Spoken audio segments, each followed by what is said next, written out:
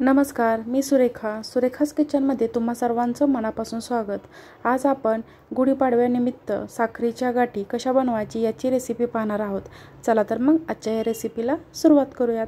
त्यासाठी आपल्याला 1 वाटी साखर लागणार आहे आणि 1 वाटी साखर एका पातेल्यामध्ये ओतून घेतलेली आहे। त्या 1 वाटी साखरेला अर्धी वाटी पाणी इतपत पाणी घ्यायचं आहे। अर्धी वाटी, फक्त साखर बुडेल इथपर्यंतच पाणी घ्यायचं आहे आणि याचा आपल्याला पाक तयार करून घ्यायचा आहे। पाक तयार होईपर्यंत आपल्याला हलवत राहायचं आहे।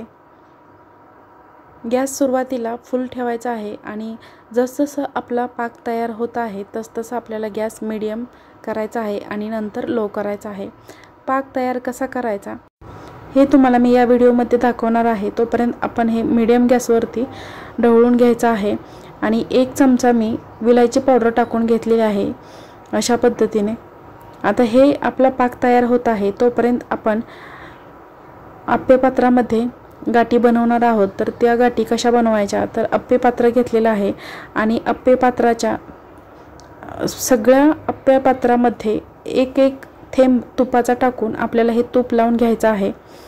सगळीकडे तूप व्यवस्थित असं लागलं पाहिजे याची काळजी घ्यायची आहे आणि आपल्या घरातला जो दोरा असतो तर तो दोरा या प्रत्येक आप्पे पात्राच्या भांड्यामध्ये चिटकवून घ्यायचा आहे अशा पद्धतीने।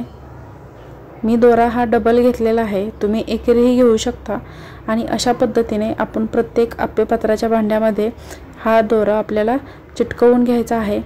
आणि आता आपला पाक पाहू शकता। या ठिकाणी 1 वाटी घेतलेली आहे आणि त्या वाटीमध्ये थोडंसं पाणी घेऊन त्या पाण्यामध्ये थोडंसं मी या ठिकाणी पाक टाकलेला आहे। तर आपला अशा पद्धतीने गोळी तयार झाली आहे, तर आपला पाक तयार झाला म्हणून समजायचं।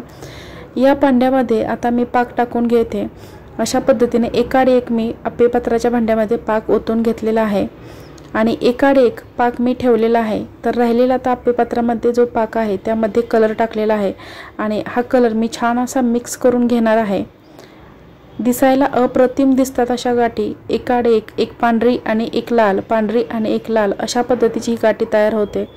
1 नंबर अशा पद्धतीने दिसते, उठून दिसते आपली गुढीपाडवा। आपली गुढी उठून दिसणार या गाठीने। 1 नंबर अशी गाठी आपली दिसते। ही एकाड एक अशा पद्धतीचे हे कॉम्बिनेशन पांढरा आणि लाल कलर दिसायला अप्रतिम असा दिसतो। आणि आता हे 10 ते 15 मिनिटभर मी व्यवस्थित असं साईडला ठेवलेलं होतं आणि आता हे सुकल्यानंतर हळूवारपणे काढून घ्यायचं आहे चमच्याच्या सहाय्याने, किंवा जरी तुम्ही दोरा ओढला तर दोऱ्याने सुद्धा हे निघू शकतात। अशा पद्धतीने हे काढून घ्यायचे आहेत। तूप लावल्यामुळे खाली चिकटत नाही, व्यवस्थित असं लावून घ्यायचं तूप। तेल लावू नका, नाहीतर तेलाचा वास येतो, म्हणून तुपाचा वापर या ठिकाणी केला तर अतिउत्तमच आहे। अशा पद्धतीने हळूवारपणे ह्या गाठी काढून घ्यायच्या आहेत। या ठिकाणी पाहू शकताय, दिसायला अप्रतिम सुंदर अशा दिसतात ह्या गाठी, खूप सुंदर दिसतात। आणि जेव्हा आपण गुढीला अशा पद्धतीची गाठी लावू तेव्हा गुढी आपली अधिकच शोभून दिसते। अशा पद्धतीने तुम्ही ही रेसिपी या गुढीपाडव्याला नक्की करून पहा आणि कशी झाली ते कमेंट करून सांगायला विसरू नका।